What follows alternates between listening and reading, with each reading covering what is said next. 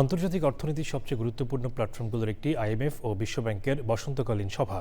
যুক্তরাষ্ট্রের রাজধানী ওয়াশিংটন ডিসিতে এই বৈঠক চলবে ১৩ থেকে ১৮ এপ্রিল পর্যন্ত, যেখানে বিশ্ব অর্থনীতি, মুদ্রাস্ফীতি, ঋণ সংকট এবং জ্বালানি বাজার নিয়ে গুরুত্বপূর্ণ আলোচনা হচ্ছে।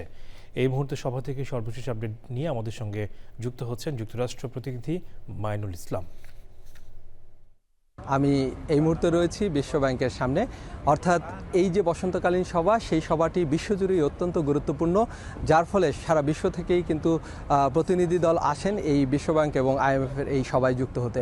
এবং একইভাবে যদি বলা চলে যে বাংলাদেশের একটি প্রতিনিধি দল এই সভায় যোগ দিতে এসেছেন এবং সেখানে অত্যন্ত গুরুত্বপূর্ণ আলোচনা হয়েছে। কিন্তু কেন এই বাংলাদেশের এখন যে অবস্থা, সেখানে আইএমএফ এবং বিশ্বব্যাংক সহায়তা করছে না বা এই মুহূর্তে কোনো সহায়তা করতে পারছে না, সে প্রশ্নটি তো থেকেই যাচ্ছে। তবে সেই প্রশ্নের পাশাপাশি যদি বলি যে এই সভাটি যেহেতু গুরুত্বপূর্ণ, অর্থাৎ বিশ্বের বিভিন্ন প্রান্ত থেকে প্রতিনিধি দল যারা এসেছেন তারা কিন্তু সবাই চেষ্টা করেন বিশ্বব্যাংক এবং আইএমএফের কাছ থেকে একটি বড় সহায়তা নিতে। কারণ সারা পৃথিবী জুড়ে এখন যে বর্তমান অবস্থা, অর্থাৎ যুদ্ধের কারণে এবং নানা সমস্যা, তেল সংকট, তো সেই ক্ষেত্রে আসলে চেষ্টা থাকে যে আইএমএফ এবং বিশ্বব্যাংকের কাছ থেকে একটি বড় ঋণ সহায়তা নেয়ার। এবং বাংলাদেশের ক্ষেত্রেও তার ব্যতিক্রম নয়। অর্থাৎ বাংলাদেশের যিনি অর্থমন্ত্রী রয়েছেন আমির খসরু মাহমুদ চৌধুরী, তিনিও কিন্তু আগামী 2 বছরের জন্য একটি বড় সহায়তা চেয়েছেন আইএমএফ এবং বিশ্বব্যাংকের কাছ থেকে। এবং সে সহায়তাটুকু করবে কিনা সেই প্রসঙ্গটি এখনও কিন্তু